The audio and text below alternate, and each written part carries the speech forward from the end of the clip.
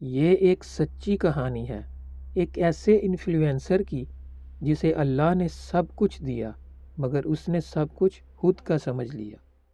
اس کہانی میں ان سب کے لیے سبق ہے جو سوشل میڈیا سے متاثر ہیں، جو کسی انفلوئنسر کو فالو کرتے ہیں، اس جیسا بننا چاہتے ہیں۔ یہ کہانی ہم سب کے لیے ہے۔ قارون کو اللہ نے بے حساب دولت دی، اتنی دولت کہ آنکھیں چندیا جائیں۔ اس کے خزانوں کی صرف چابیاں اٹھانے کے لیے طاقتور آدمیوں کی ضرورت تھی۔ اتنی دولت مل جانے کے باوجود وہ شکر گزار نہ بن سکا۔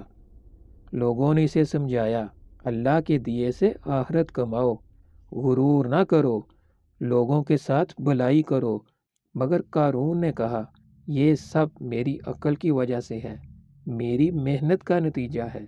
یہی وہ جملہ تھا جس نے سب کچھ بدل دیا۔ لوگ اس کی طرف دیکھتے اور کہتے کاش ہماری زندگی بھی ایسی ہوتی۔